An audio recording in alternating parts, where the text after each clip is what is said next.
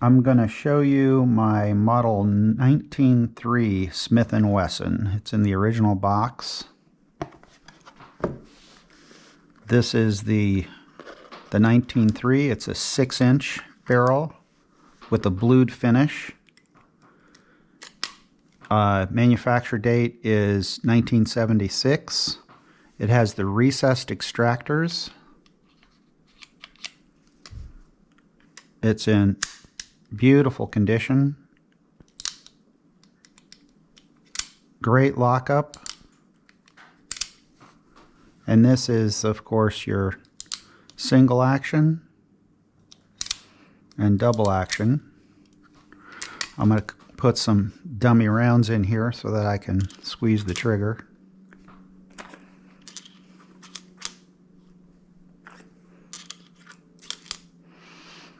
The extractor, just to show these are dummy rounds as opposed to live rounds. Now these are 38 special size, and a 357 Magnum will take both the 38 special and 357 Magnum, obviously. So you can, if you have a Magnum, you can use both, but if you have the 38 special only, you can't put the Magnum shell in.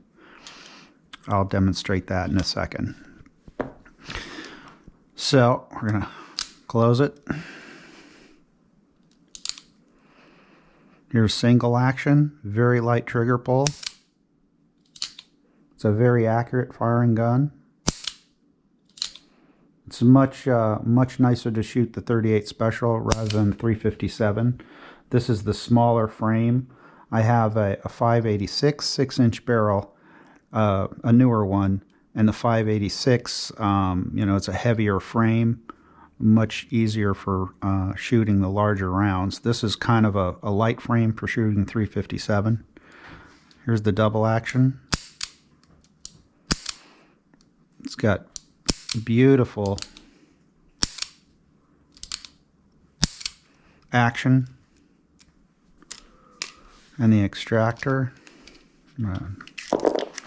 Dump these out, and just to demonstrate, we can obviously those will go in, and the 357 round is the live round. I'm not going to close it, but you can see they both fit in there because the chamber's long enough to take the 357 round, as well as of course the shorter 38 special round. And the Model 19.3, so obviously this is built in the 70s. It does not have the lock that you get on the newer revolvers. I have one, I think from the 2000s, my 586, which I can show that, but my 586 has the key lock. This has, actually I put the 586 grips on here because they're kind of smoother and nicer on the hands. I do have the original grip that came. It's pretty rough, so if I'm firing the gun, I prefer the smoother grip, but this is the original grip. And the box, so everything that came with it. I've got some tools. I'm not sure which all of these comes with it, but it's got the paperwork here. Use proper safety precautions. There you go. There was a holster bought with it. These guns were I understand they were originally used by the police force. So these were the guns that they'd carry back then in the 70s. This was the 357. Of course, we know Dirty Harry had the 44 Magnum version of the Smith & Wesson, one of the models. But it's a very accurate shooting gun. I'm going to have to try it against my 586, which is the full lug. The full lug is a heavier gun and a bigger frame, so it's quite a heavier gun. But if I shoot 38 special through them, I can probably get a good idea, which ones, they're probably just as accurate. This one might be a little more because it's a lighter gun. Anyways, it's a beautiful gun. I bought it in the 80s, kind of on a whim, and I've just had it ever since, and, I enjoy firing. It's in, like I said, it's in beautiful shape. Hasn't had a lot of rounds through it. I'm shooting mostly 38 special through it.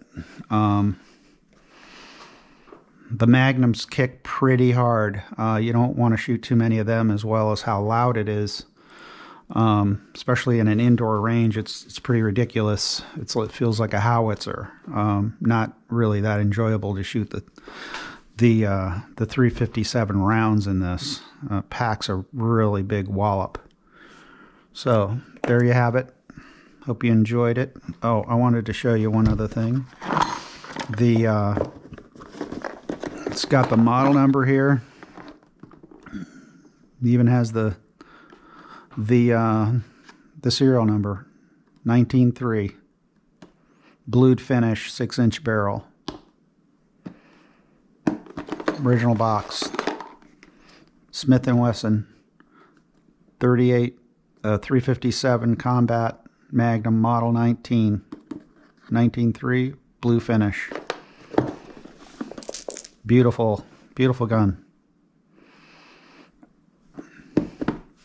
Thanks for watching.